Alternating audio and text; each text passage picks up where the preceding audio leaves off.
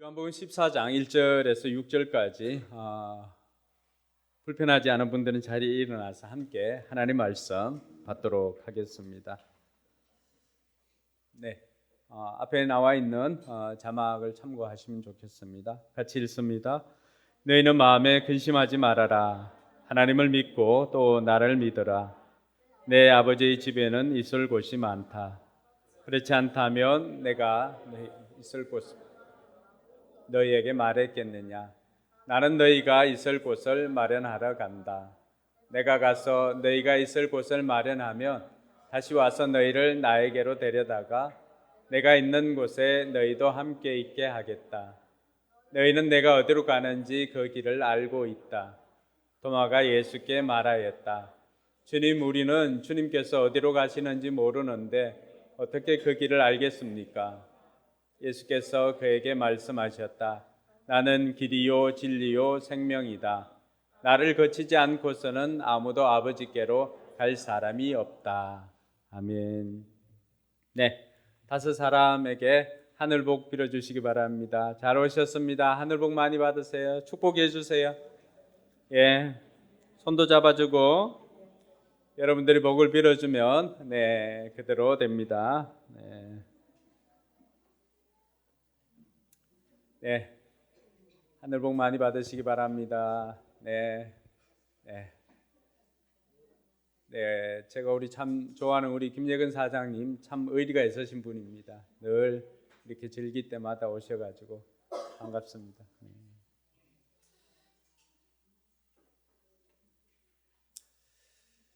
우리가 복음을 전하다 보면은 때로는 저항이나 반감을 가진 분들을 만나게 됩니다.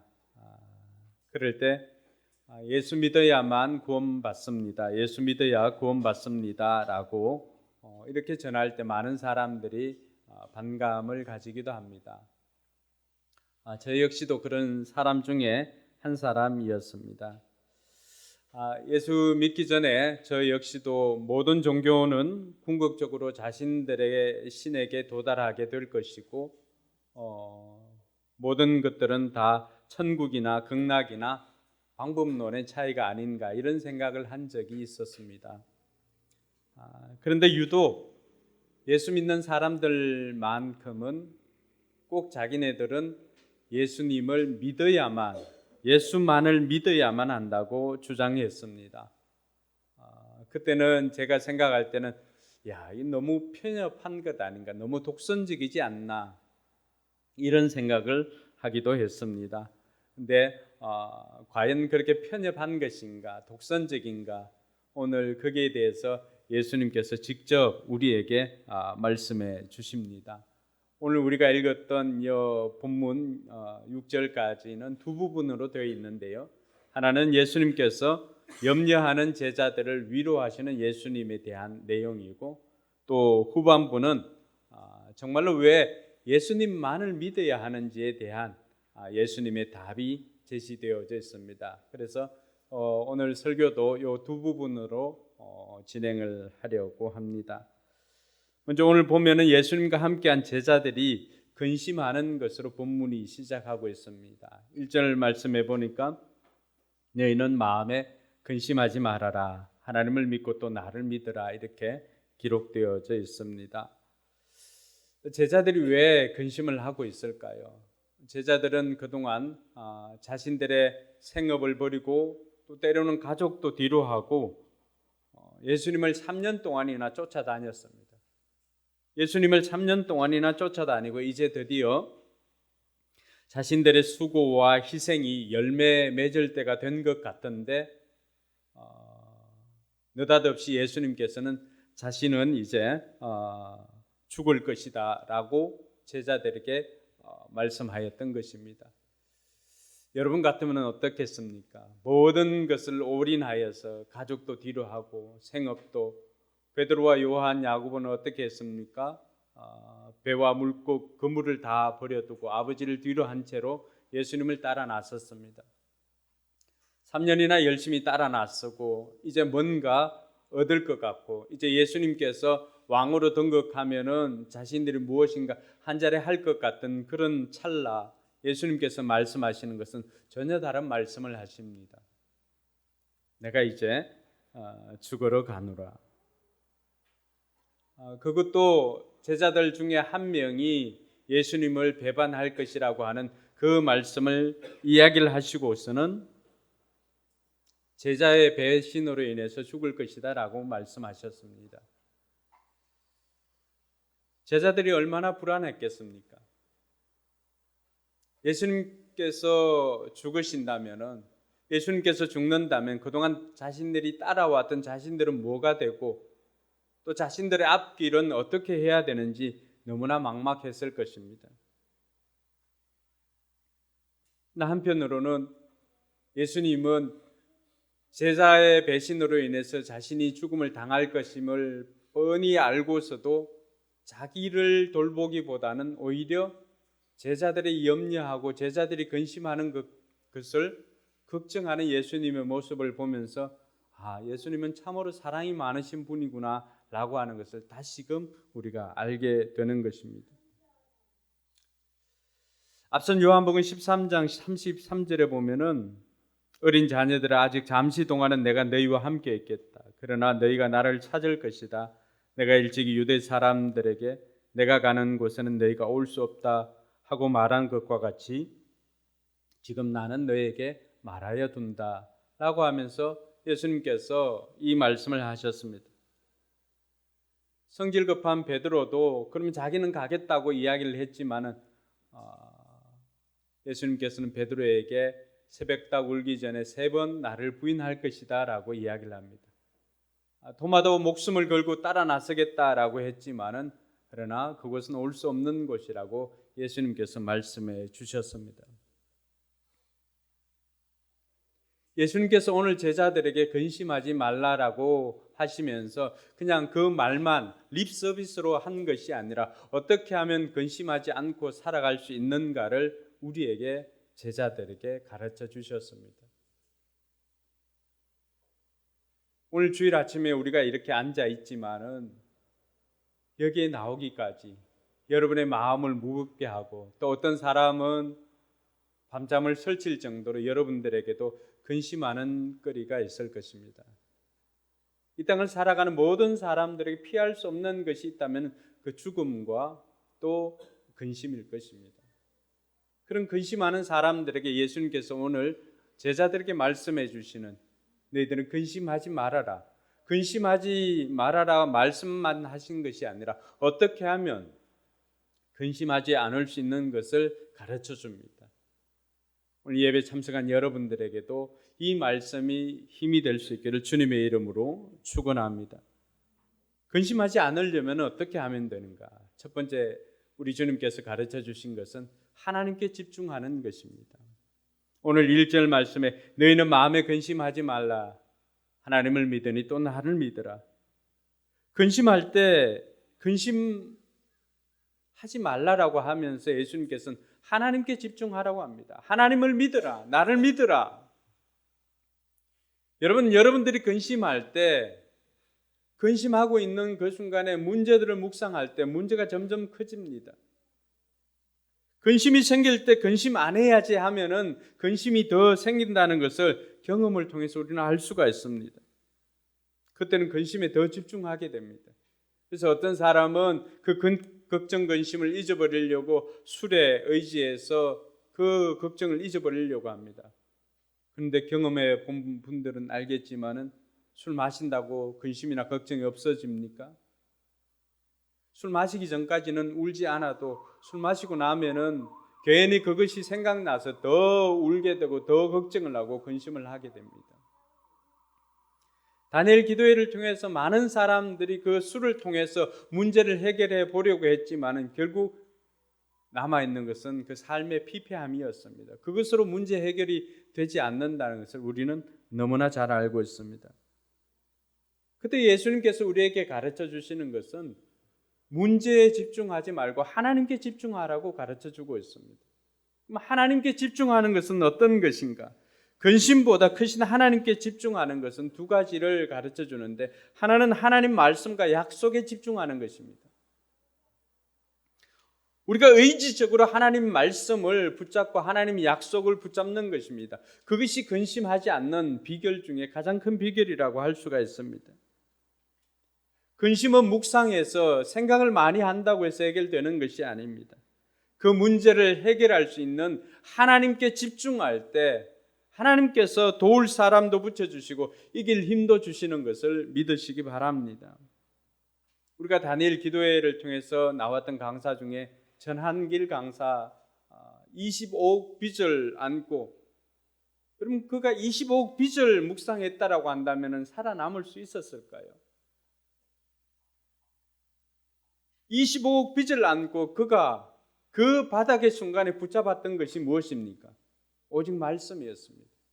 하나님의 말씀을 붙잡고 하나님의 말씀을 읽고 하였을 때 그 말씀 속에서 자기에게 위로가 되고 힘이 되는 말씀을 하나씩 하나씩 붙잡으며 살아갈 수가 있었고, 드디어는 그 모든 빚을 다 갚고 난 다음에는 그 빚만큼이나 세금을 25억이나 내는 정도로 그 삶이 달라졌습니다. 그리고 우리에게 간증해 주는 내용이 무엇입니까? 야곱아, 너를 지명한 사람이 누구냐? 하나님께서 너를 택하고 지명하여 불렀다고 하면서 이사야 43장 1절을 우리에게 들려주시지 않았습니까? 어제 나왔던 권호중 씨, 그 연예인 생활을 하면서 2020년에 그 바닥을 칠 때 정말 아무것도 할 수 없고 폐인과도 같은 그런 바닥을 칠 때 그가 붙잡았던 것이 무엇입니까?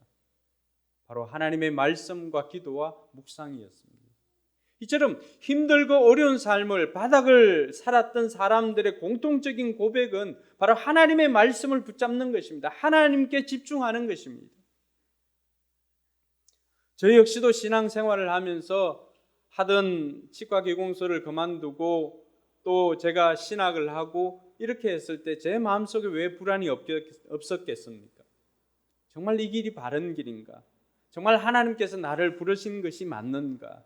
라고 그렇게 생각될 때마다 하나님께서 저에게도 역시 하나님의 말씀을 통해서 이 길을 걸어갈 수 있도록 해주었습니다. 그것이 마태복음 6장 33절입니다.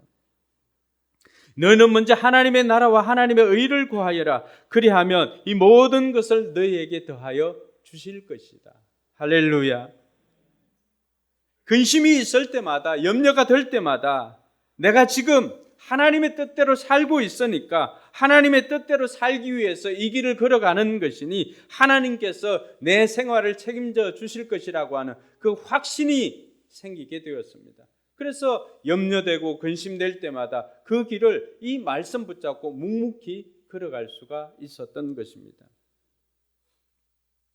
뿐만 아니라 제가 사업을 할 때 사업을 그만두고 이제 자녀들까지도 제가 신학교를 가고 할 때 처음 전도사를 했을 때 제가 받았던 사례가 40만 원이었습니다. 한 달에 40만 원. 그럴 때 화평일을 그 다른 집사님께 그 육아를 부탁하고 화평일을 맡겼을 때 그때가 30만 원인가 40만 원을 이렇게 40만 원이라고 가르쳐 주네. 40만 원을 그 집사님께 드렸습니다. 그럼 뭘 가지고 살 수가 있을까요? 뭘 가지고? 늦은 나이에 신학을 하고 두 아이를 키워야 되고 가정을 지켜야 되고 하는데 제게 왜 염려, 근심, 걱정이 없겠습니까? 그럴 때마다 하나님께서 약속하신 말씀을 통해서 그 말씀을 붙잡고 걸어갈 수 있게 해주었습니다. 그것이 시편 37편 25절과 26절에 있는 말씀입니다. 시편 기자가 이런 고백을 합니다. 같이 한번 읽어볼까요? 나는 젊었으나 늙었으나 의인이 버림받는 것과 그의 자손이 구걸하는 것을 보지 못하였다. 그런 사람은 언제나 은혜를 베풀고 구워주면서 살아가니 그의 자손은 큰 복을 받는다. 아멘. 이 말씀은 제가 신학교 신대원에서 한국교회사 연구회에 들어가 있을 때 어느 날 주기철 목사님 그 아들이었 주광조 장로님이 저희 그 동아리에 와서 특강을 해줄 때가 있었습니다. 그럴 때 주광조 장로님이 고백한 것이 바로 이것이었습니다. 하나님께서 의인의 자녀들은 반드시 하나님께서 책임져 주시고 그들이 구걸하지 않고 그 자손들이 잘 되는 복을 주실 것이라고 한 이 약속의 말씀을 붙잡고 지금까지 걸어왔다는 것입니다. 저 역시도 힘들고 어려운 순간들이 있었지만은 그러나 하나님께서 약속하신 이 말씀으로 인하여서 하나님께서 우리가 의롭게 살아가고 우리가 하나님의 뜻대로 살아가며 우리 자녀들에게 복을 주시고 우리 자녀들을 책임져 주실 것이다 라고 하는 그 약속한 말씀을 붙잡고 걸어갈 수가 있었던 것입니다. 그 이유는 하나님의 약속하신 말씀은 약속한 모든 말씀들이 지금까지 이루어지지 않은 것이 단 한 번도 없었기 때문입니다. 그래서 우리는 하나님을 부를 때 신실하신 하나님, 믿음직한 하나님이라고 우리는 고백할 수 있게 되는 것입니다. 사랑하는 성도 여러분, 근심이 있고 걱정이 있습니까? 그럴 때 약속하신 말씀을 붙잡을 수 있기를 주님의 이름으로 축원합니다. 뿐만 아니라 우리가 하나님께 집중한다라고 하는 것은 무엇이 집중하는 것인가? 내 삶에 베풀어 주신 하나님의 은혜를 기억하는 것입니다. 순간순간 경험한 은혜, 지금까지 살아오면서 우리가 힘들고 어려운 순간 하나님 앞에 기도하였을 때 그 기도를 응답해 주시고 우리의 삶을 변화시켜 주시고 우리를 도와주시고 인도해 주신 그 하나님의 은혜를 기억하는 것입니다. 그리고 그것을 기억하고 감사하는 것입니다. 우리가 추수감사절도 마찬가지죠. 이스라엘 백성들이 뭘 하는 것입니까? 하나님께서 그들이 출애굽했을 때 아무것도 먹지 못하고 하였을 때 하나님께서 그들을 굶기지 않고 그들이 농사짓지 않았음에도 불구하고 하늘에서 만나와 메추라기로 이들을 먹여 살렸습니다. 그런데 추수감사절이 유래가 된 것이 무엇입니까? 청교도들 신앙의 자유를 지키기 위해서 메이플라워호를 타고 미국 동부 지역에 도착했던 그들, 아무것도 없었지만 그들이 처음 그곳에서 한 것은 교회를 세우고 학교를 세우고 그곳에서 하나님 앞에 예배하는 삶을 살았습니다. 아무것도 없었지 않습니까? 인디언들에게 받았던 보리 또 밀 이런 씨앗들을 받아서 심었는데 많이 거두질 못했습니다. 그러나 거두었던 것들을 가지고 하나님 앞에 먼저 예배를 드리고 하나님께서 우리를 이처럼 살려주셨습니다 고백하고 드렸던 것이 추수감사절의 유래가 아닙니까? 오늘날 미국을 보십시오. 그렇게 번성한 것이 무엇 때문이겠습니까? 하나님께서 하나님을 기억하고 하나님의 은혜를 기억하는 백성들, 그러니까 하나님 앞에 하나님께서 행하신 것들을 기억하고 고백하는 그들을 하나님께서는 그들을 기억해 주신다는 사실입니다. 사랑하는 성도 여러분, 우리 대한민국도 여러분 놀라지 마십시오. 대한민국 처음 시작할 때 처음 국회는 이승만 대통령을 비롯해서 그들이 성경을 손에 얹고 그들이 성경을 고백하면서 재헌국회가 시작되었습니다. 이 나라를 하나님께서 지켜달라고 하나님 앞에 기도함으로 이 나라가 시작되었다는 사실입니다. 이것이 하나님께서 우리에게 베풀어 주신 은혜를 기억하는 것입니다. 여러분, 염려하고 문제를 묵상하기보다는 그 문제를 묵상하는 동안에 자신의 삶을 한번 돌아보십시오. 내가 여기까지 올 동안에 하나님께서 내게 어떤 은혜를 베풀어 주었는지를 그 하나하나를 기억하면 우리는 다시금 일어설 힘을 얻게 될 줄로 믿습니다. 오늘 시편 77편 11절 12절에 보면은 시인이 그런 고백을 합니다. 같이 한번 읽어보겠습니다. 주님께서 하신 일을 나는 회상하렵니다. 그 옛날에 주님께서 이루신 놀라운 그 일들을 기억하렵니다. 주님께서 해주신 모든 일을 하나하나 되뇌고 주님께서 이루신 그 크신 일들을 깊이 되새기겠습니다. 아멘. 여러분, 우리가 77편 1, 2, 3절 그 앞에 읽지를 않아서 그렇지 그 앞에 내용을 보면 아삽의시인데 그 아삽이 밤잠을 자지 못하고 근심하고 고민하는 그 내용들을 기록하고 있습니다. 밤잠을 잘 수가 없습니다. 고민 때문에. 그 순간에 이 아삽이 택한 것이 무엇인가? 의지적으로 하나님께서 지금까지 내 삶 가운데 펼쳐주었던, 베풀어 주었던 그 은혜를 회상하는 것입니다. 기억하는 것이었습니다. 그것을 기억하고 하나하나 되새겨 보니까 크기마다 하나님의 은혜에 놀라운 섭리가 포함되어 있었다는 것을 그가 깨닫고는 12절 하반절부터는 이제는 그는 하나님으로 말미암아서 그 근심에서 벗어나서 오히려 하나님의 평강이 그에게 찾아오고 근심을 극복한 내용을 기록하고 있습니다.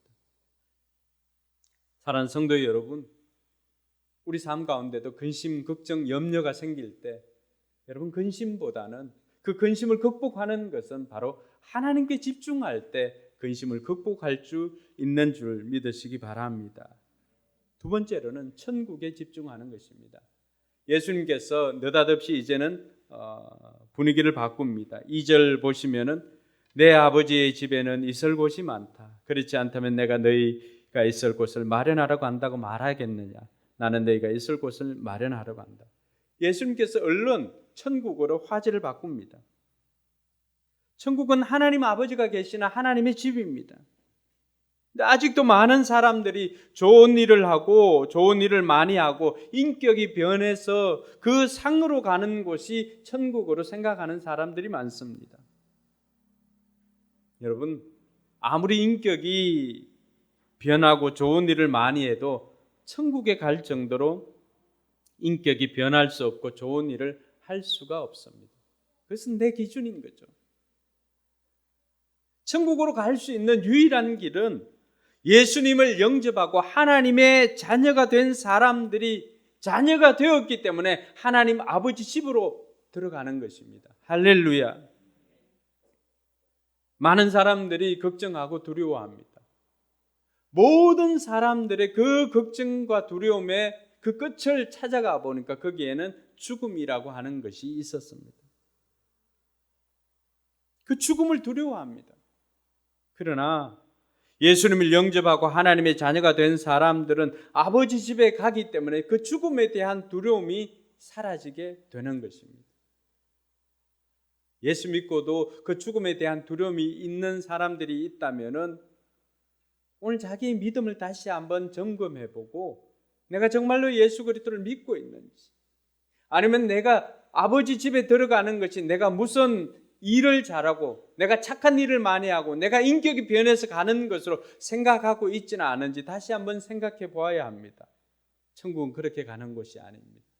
아버지 집은 내가 예수님을 영접하고 하나님의 자녀가 되었기 때문에, 자녀이기 때문에 들어갈 수가 있는 곳입니다. 예수 믿는 사람들에게 복이라고 한다면은 저는 죽음을 극복한 것이 아닌가 생각되어집니다. 저희 어머님도 1999년에 폐암이 발견하고는 그 폐암 수술을 했습니다. 그리고 항암 치료도 하지 않고 일찍 발견해서 너무나 좋았습니다. 근데 6년 뒤에 다시금 오른쪽에 재발을 했습니다. 전이가 된 것이 아니라 다시 암이 생긴 것입니다. 그러니까 그 삶이 얼마나 고단했겠습니까? 두 번째 암이 생기고 난 다음에 그때부터는 처음 암이 생기고 어머님은 예수님을 구주로 영접하고 하나님의 자녀로 살았습니다. 두 번째 암이 생기고 제가 어느 날 어머님께 물어보았습니다. 엄마, 죽음이 무섭지 않냐? 죽음이 두렵지 않습니까? 저희 어머님이 놀라운 답을 해줍니다.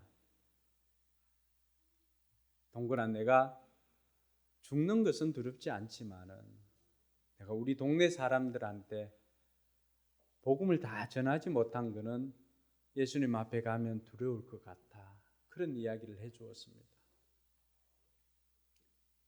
내가 지금이라도 죽으면 아버지 집인 천국에 들어갈 수 있다라고 하는 그 확신이 있으니까 더 이상 죽음을 두려워하지 않고 자신의 삶에 있어서 정말로 남은 생에 뭘 해야 될지 해야 할 일에 집중하면서 자기의 주어진 일이나 그리고 무엇보다도 동네 분들에게 자기의 몸으로 전도하는 일을 아끼지 않고 하였다는 것입니다.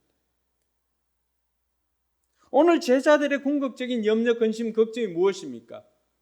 예수님이 이제 죽으러 간다고 하니까 자기들도 예수님이 계시지 않으면 지금까지 보호해 줬던 그 예수님이 계시지 않으니까 자신들도 여전히 죽음에 대한 두려움이 존재했던 것입니다. 그럴 때 예수님께서는 이 제자들에게 그 죽음을 극복할 수 있는 비결이 무엇인가 가르쳐 줍니까? 천국에 대한 것입니다. 우리가 천국을 소유하게 되면, 아버지 집을 소유하게 되면 더 이상 죽음에 대한 염려, 근심, 걱정이 사라지게 되는 것입니다. 여러분 삶 가운데 정말로 여러분이 힘들게 한 것, 그 끝을 추적해 보시기 바랍니다. 사업이 안 되면 어떡하지? 사업이 망하면 어떡하지? 그렇게 가다가 마지막에 가서는 죽음입니다. 그러나 이 죽음의 문제가 해결되어진 예수 그리스도를 믿는 사람들에게는 더 이상 죽음이 우리에게는 두려움이 아니라 아버지 집으로, 여기서 자다가 깨어나면은 아버지 집에 깨어나는 것과 똑같습니다. 어떤 사람이 천국을 그렇게 비교를 했습니다. 죽음을. 내가 건너방에 자다가 자고 있는 나를 엄마가 들어서, 아버지가 들어서 이쪽 큰 방으로 옮겨 놓았는데 눈을 떠 보니까 큰 방이에요. 이것이 죽음 이후에 우리가 천국으로 가는 것입니다. 뿐만 아니라 천국은 왜 천국인가? 눈을 떠 보았는데 그것이 너무 좋은 거예요. 그래서 다시 이 땅으로 가라고 하면은 너무 슬플 것 같은 곳이 천국이라고 한답니다. 그만큼 좋은 곳입니다. 다시 가고 이 땅에 내려가라고 하면 다시 가기 싫다고 이야기할 수 있을 정도로 천국은 그렇게 좋은 곳임을 말해주고 있습니다. 예수님께서 오늘 근심을 이길 수 있는, 근심을 극복할 수 있는 방법, 두 번째, 천국에 집중하라고 했습니다. 사랑하는 성도 여러분, 저와 여러분들의 끝은 천국입니다. 더 이상 죽음에 대한 염려, 근심, 걱정 없이 주어진 날들을 최선을 다해 살아가는 저와 여러분들이 되기를 바랍니다. 근심을 극복하기 위해서 예수님께서 제시해 주신 것은 예수님의 인자하심에 집중하라고 말하고 있습니다. 3절에 보니까 내가 가서 너희가 있을 곳을 마련하여 다시 와서 너희를 나에게로 데려다가 내가 있는 곳에 너희도 함께 있게 하겠다. 예수님께서 오늘 제자들에게 내가 금방 가지만은 다시 돌아와서 너희와 함께 있겠다. 내가 너희가 있을 곳을 준비하러 가노라고 이야기를 합니다. 예수님께서는 두려움에 떨고 있는 제자들에게 잠시 떨어져 있는 것이다. 그러니 지금까지의 예수님의 그 인자하심에 집중하라고 말하고 있습니다. 나 혼자 두는 것이 아니라는 것입니다. 나와 함께 하시겠다는 것입니다. 여러분, 예수님께서 태어났을 때 천사들을 통해서 예수님의 이름을 무엇이라고 했습니까? 예수뿐만이 아니라 임마누엘이라고 하리라. 임마누엘 뜻이 뭡니까? 이는 하나님이 우리와 함께 하신다. 예수님께서 이 땅에 오신 것은 저와 여러분들을 하나님께서 우리와 함께 하시기 위해서 이 땅에 오신 것입니다. 할렐루야. 그러니 지금 당장은 눈에 보이지 않고 떨어져 있는 것 같지만 곧 돌아올 것이라고 하는 그 약속을 통해서 제자들에게 안심시켜 주었습니다. 근데 제자들은 아직도 그것을 다 깨닫지 못했습니다. 왜 그럴까요? 너무나 어렵기 때문입니다. 우리가 어릴 때 우리 큰아이가 어린이집에 이렇게 가야 될 때가 있었습니다. 그래서 그 어린이집에 데려다 줄 때 어린이집에 보내기만 하면은 동네에 소문날 정도로 동네에 얼마나 크게 우는지 그 어린아이를 차마 떼놓고 올 수 없는, 지금도 그 울음소리가 이렇게 들리는 것 같아가지고 마음이 참 아픈데요. 그렇게 힘들었습니다. 그러니까 저 아이는 왜 그렇게 울었을까요? 우리는 분명히 엄마가 퇴근하면 데리러 온다, 또 조금만 있으면 아빠가 데리러 온다라고 약속을 해주지만은 저 어린 아이 생각에는 지금 떨어지면 영영 이별할 것 같은 생각에 이것이 마지막이라고 하는 생각되니까 아이에게는 시간 개념이 있겠습니까? 시간 개념이 없으니까 우리에게는 잠깐이라고 하는 시간이 있잖아요. 시간 개념이 있잖아요. 근데 아이들에게는 그 개념이 있습니까? 아니, 자기 눈에 안 보이면은 없는 거예요. 그 잠깐, 잠시의 개념이 없으니까 그렇게 불안하고 두려워 떨고 그렇게 크게 울었던 것입니다. 예수님께서 지금 그 이야기를 해주시는 거예요. 자녀들아, 제자들이 어리니까 지금은 그것을 다 알지 못한다는 거예요. 그 잠시의 개념을 알지 못하니까 지금 헤어지면 영영 이별할 것 같으니까 그러면 우리는 낙동강 오리알이 되는 거 아니냐라고 생각한 거예요. 사랑하는 성도 여러분, 우리가 예수님을 믿으면 예수님께서 책임져 주십니다. 예수님께서는 우리와 함께 하시기 위해서 지금 잠시 이별을 택하였던 것입니다. 내 인생을 책임져 주시고 나와 더불어 계시는 이 예수님의 인자하심에 집중하는 저와 여러분들이 되기를 바랍니다. 믿음은 사실 아닌 것을 믿는 것을 믿음이라고 생각하는 사람이 있는데 그것은 오해입니다. 믿음은 존재하지만 보이지 않는 것을 영적인 눈으로 보아서 믿는 것을 믿음이라고 할 수가 있습니다. 예수님께서 제자들에게 말씀하실 때도 바로 그것이었습니다.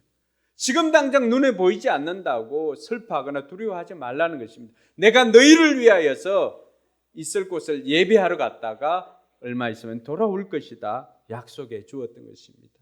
사랑하는 성도 여러분, 근심 걱정을 염려하는 그것을 극복하는 비결은 다른 것이 아닙니다. 예수님의 성품과 인자하심에 집중하는 저와 여러분들이 되길 주님의 이름으로 축원합니다. 그리고 예수님께서 내가 이제는 너희가 아는 곳으로 간다라고 하니까 도마가 뭐라고 말합니까? 우리는 주님께서 어디로 가는지 모르는데 어떻게 그 길을 알겠습니까? 도마하면 우리가 다 의심 많은 도마라고 생각하는데 우리가 지난번에도 살펴봤던 도마는 정직한 도마입니다. 질문하는 도마. 그때 예수님께서 해주신 답이 뭡니까? 오늘 6절 말씀에 보니까 예수께서 그에게 말씀하셨다. 나는 길이요 진리요 생명이다. 나를 거치지 않고서는 아무도 아버지께로 갈 사람이 없다. 이것이 왜 예수 믿는 사람들은 예수님만 믿어야 천국 갈 수 있다라고 이야기하는가? 예수님만 믿어야 왜 구원받을 수 있다고 하는가? 이 답이 예수님의 답인 것입니다.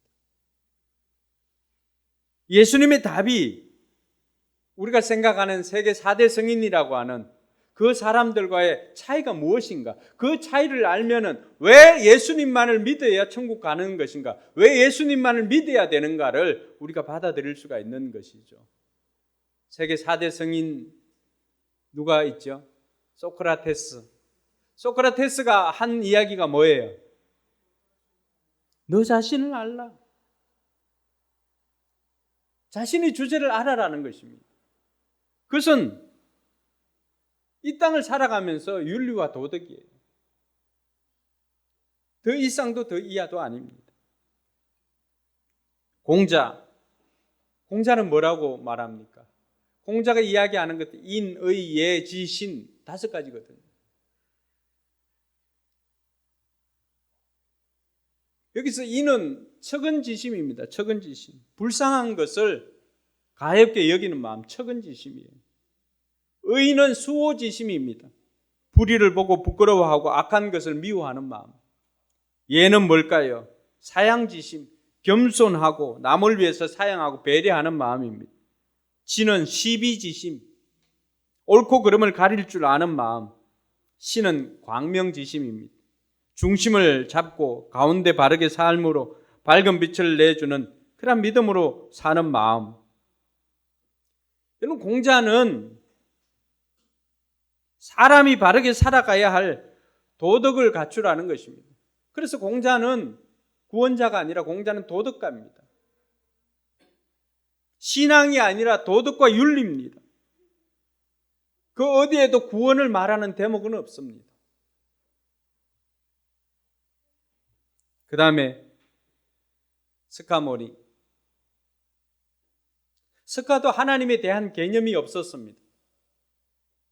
스카의 고민은 뭐였을까요? 고통에 대한 문제를 어떻게 해결할 것인가? 그래서 불교의 핵심 가르침이 뭡니까? 팔정도를 통하여서 열반에 이르는 길입니다. 그 열반이나 해탈한 것이 마음속에 불이 꺼지는 것입니다. 욕망이 사라지는 것. 그 팔정도가 무엇입니까? 제가 예수님 믿기 전에 고3 때 주로 읽었던 책이 법정스님이나 또 아니면은 그 친구 아버지가 외국 가서 사가지고 온 티칭 더 부다라고 하는 그 부처의 가르침에 이런 책을 주로 읽었습니다. 그때 생각했던 것이 이 팔정도는 8가지: 정견, 바르게 보기; 정사, 바르게 생각하기; 정어, 바르게 말하기; 정업, 바르게 행동하기; 정명, 바르게 살기; 정근이나 정정진, 바르게 노력하기; 정념, 바르게 관찰하기; 정정, 바르게 집중하기. 8가지예요. 바르게 살기입니다. 도덕이에요. 구원을 말하는 대목이 없습니다. 이러한 내용은 어디에 나올까요? 성경에. 잠언에 가면은 천지가 그런 말씀입니다. 그 어느 누구도 구원에 대해서 말하는 사람은 없습니다. 도덕적인 가르침은 주어도 죄에서 구원받는 구원에 대한 부분들은 아무도 말할 수가 없었습니다. 왜 그랬을까요? 그들 역시도 죄의 문제를 해결할 수 없는 죄인이었기 때문에 그렇습니다. 우리 모두는 다 죄인입니다. 근데 이것을 인정하지 못하는 사람들이 있습니다. 내가 사회법을 어기지 않았는데 왜 죄인이냐? 사회법은 어기지 않아도 도덕법에 걸리는 사람들이 많습니다. 도덕법이 무엇입니까? 부모를 공경하라. 아무리 효자라고 해도 부모가 떠날 때 그 마음에 가장 드는 생각이 뭘까요? 더 잘 모시지 못한 후회가 그 마음속에 많습니다. 저 역시도 어머님을 떠나 보낼 때 가장 마지막에 했던 거는 어머님 미안합니다. 어머님 미안해요.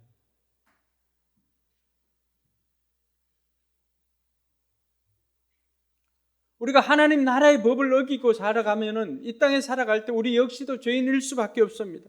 그런데 그 어느 누구도 그 죄의 문제 해결할 수 있는 것을 제시해 준 분은 없습니다. 그 죄의 문제를 해결해 주신 분이 바로 예수 그리스도이십니다. 그 죄의 문제를 해결해 주시기 위해서 오늘 제자들에게 내가 이제 너희를 위하여 있을 곳을 예비하러 간다고 했는데 그 예비하러 가기 위해서 거쳐야 하는 길이 십자가의 길이었습니다. 예수님은 우리 죄를 자기 몸소 지시고는 십자가에 죽으시고 그 죽음으로 우리 죄를 용서해 주었습니다.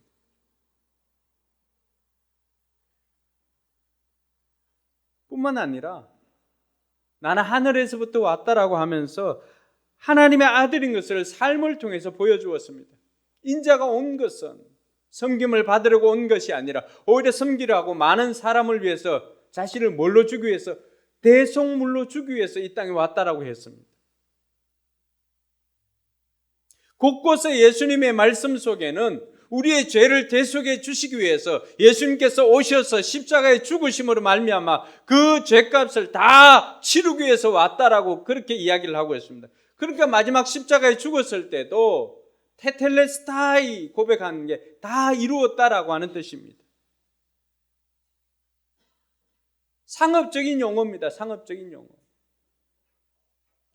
식당에 가서 칼국수, 바지락 칼국수 2개, 팥죽 1개, 비빔밥 1그릇 주문하고는 마지막에 결제를 다 하고 다 이루었다. 그 말이에요. 다 지불했다는 뜻입니다. 예수님께서 죽음의 값을 다 지불했다는 것입니다. 그래서 성경은 죄의 값은 뭐라고 말합니까? 죄의 값은 사망이다, 죽음이다라고 가르쳐 주는데 그 어느 누구도 우리를 대신해서 죄 있는 자가 죄 있는 자를 대신할 수가 있습니까? 죄 없으신 예수님만이 그 죄를 다 대속해 주었기 때문에 우리의 죄가 속량되었던 것입니다. 할렐루야. 그래서 그 어느 누구도 이야기할 수 없었던 것을 예수님께서는 말씀해 주실 수가 있었습니다. 우리의 구원의 문제를 예수님께서 다루었던 것입니다. 많은 종교 창시자들은, 많은 종교들은 창시자들의 가르침을 따릅니다. 기독교는 어떻습니까? 우리는 그들의 가르침보다도, 창시자의 가르침보다도 우리는 그분을 믿는 것입니다. 예수님을 믿는 것이 기독교인 것입니다. 4대 성인이라고 할 수 있는 그들 모두는 그들의 가르침, 부분적인 진리일 수가 있습니다. 그러나 완전한 진리는 아닙니다. 절대 진리는 시간과 공간과 이 모든 것들이 지나도 변하지 않는 것이 절대 진리인 것입니다. 진리이신 예수님을 모시고 사니까 이제 진리가 눈에 들어오기 시작한 것입니다. 예수님께서 오늘 나는 곧 길이요 진리요 생명이라고 말해 주었습니다. 성인들이 이야기하는 것도 이 길에 대해서 이야기했을 수도 있습니다. 그러나 길 자체라고 말하신 분은 예수님밖에 없습니다. 혹자들은 산 정상으로 올라가는 길이 많이 있는데 왜 하필 그 길만을 가야 되냐 이야기하고 있습니다. 여러분, 아이들과 함께 미로를 이렇게 해봤습니까? 그 미로에는 여러 갈래 길이 있지만은 그러나 최종적으로 목적지에 도달하는 길은 여러 갈래 길이 아닙니다. 오직 한 길입니다. 길처럼 보이지만 그 길 끝에 낭떠러지가 있고요. 길처럼 보이지만 그 길 끝에는 끊어진 길이고요. 그러나 끝까지 연결되어진 것은 여기서 가는 것이 아니라 위에서 내려온 길입니다. 할렐루야. 모든 종교는 사람들에 의해서 시작되었습니다. 그러나 기독교만큼은 사람들에 의해서 시작된 것이 아니라 하나님으로부터 이 땅에 내려옴으로 시작한 것이 기독교입니다. 그러니 하늘길을 가기 위해서는, 우리가 천국 가기 위해서는, 아버지 집으로 가기 위해서는 거기서 내려와서 길이 되어 주시지 않으면 우리 인간의 힘으로서는 도저히 갈 수 없는 곳입니다. 많은 사람들이 그 길이 있음을 이야기를 하지만 그 길은 결코 그 목적지인 그곳에 아버지 집에 도달할 수 없는 길이었습니다. 그러니 아버지 하나님께서 우리에게 베풀어 주신 것이 무엇입니까? 아들 예수 그리스도를 이 땅에 보내어서 예수님으로 하여금 그 길이 되라고 하신 것입니다. 그 길의 상징이 무엇입니까? 십자가 아닙니까? 십자가가 위에서 내려와서 옆으로 연결되어지는, 오직 그 길만이 길 대신 예수 그리스도가 아니고서는 아버지께로 갈 수가 없는 것입니다. 두 번째 진리, 성인들이 얘기하는 것도 부분적으로는 다 옳지요. 바르게 살아야 된다. 윤리, 성경에도 윤리 도덕이 있습니다. 마태복음 5장에 보면 산상수훈이 그러한 윤리들을 이야기를 해줍니다. 그러나 완전한 진리, 절대 진리는 예수님밖에 없습니다. 할렐루야. 그런데 수많은 사람들이 잘 산다 이렇게 할 때 그 기준이 뭡니까? 다 자기 자신이에요. 신앙도 마찬가지입니다. 좋은 신앙은 자기 자신이 기준이 되는 신앙이 아니라 내가 생각하는 교회, 내가 생각하는 예수, 내가 생각하는 것은, 어제 우리가 들었지 않습니까? 그것으로도 우리는 내가 만든 신, 내가 만든 하나님을 만들 수 있다니까요. 거기에 쏘가서는 안 됩니다. 우리가 믿는 하나님은 성경에 나와 있는 하나님, 진리 대신 예수 그리스도, 그분이 영원한 진리 되시니까 우리는 그 진리를 쫓아 행하는 것입니다. 그래서 예수님께서는 내가 곧 길이요 진리다라고 말씀해 주셨습니다. 그 진리는 말씀으로 이 땅에 오신 분입니다. 요한복음 1장 1절에 말씀이 육신이 되어서 이 땅에 오셨다고 했습니다. 그래서 우리는 진리 되신 예수님께서 기록하고 있는 이 성경을 믿고 진리 되신 예수 그리스도를 따르는 것입니다. 할렐루야. 그리고 생명이신 예수님, 모든 관계는 이 세상에서 다 끝납니다. 육신의 생명이 다하면은 그 관계도 다 끊어지는 것입니다. 그렇지만 유일하게 영원한 관계가 있습니다. 그것은 영생을 소유한 예수 그리스도로 말미암아서 영생을 가지고 있는 예수를 소유한 사람들은 하나님이 영원한 것처럼 천국까지도 그 관계가 이어지는 영원한 관계가 되는 것입니다. 이것이 오늘 길과 진리와 생명 되시는 예수 그리스도, 그 예수님께서 나를 거치지 않고서는 아버지께로 갈 수가 없다라고 했던 그 말의 내용입니다. 왜 예수님만이 구원이고 왜 예수님만을 믿어야 하는가를 오늘 예수님께서 친히 우리에게 들려주는 것입니다. 내가 곧 길이기 때문이다. 내가 곧 진리이기 때문이다. 내가 곧 생명이기 때문이다. 하나님 아버지께로부터 온 나를 거치지 않고서는 그곳으로 갈 수 없기 때문에 나를 믿어야 한다라고 하면서 예수님께서 오늘 제자들에게 다시금 들려주는 것입니다. 사랑하는 성도 여러분, 그리고 오늘 이 자리에 처음 오신 분들도 있을 텐데 왜 예수님만을 믿어야 하는가? 그 답을 예수님께서 직접 우리에게 해 주셨던 것입니다. 이것을 알고는 저는 더 이상 기독교가 편협하거나 독선적이지 않다라고 하는 것을 알게 되었습니다. 이곳에 수학 학원이고 하니까 1 더하기 1은 2라고 가르쳐 줍니다. 근데 어떤 사람이 1 더하기 1은 3이라고 쓰고 1 더하기 1은 5라고 썼습니다. 여러분들이 선생이라고 한다면 1 더하기 1은 2라고 쓴 이 사실을 이것을 맞다고 하고 1 더하기 1은 3이나 1 더하기 1은 5라고 썼는데 이 답이 비슷하다고 해서 정답이라고 해줄 수가 있겠습니까? 1 더하기 1은 2라고 하는 것이 사실이기 때문에 이것만 정답이라고 하는데 그것을 이야기했을 때 그 선생을 우리가 독선적이다, 편협하다고 할 수가 있겠습니까? 오늘 예수님께서 하신 말씀을 통하여서 다시금 저와 여러분들이 예수 그리스도가 아니고서는 아버지께로 갈 수가 없다라고 하는 것을 깨닫고 예수님을 마음속에 영접하는 저와 여러분들이 되길 주님의 이름으로 축원합니다.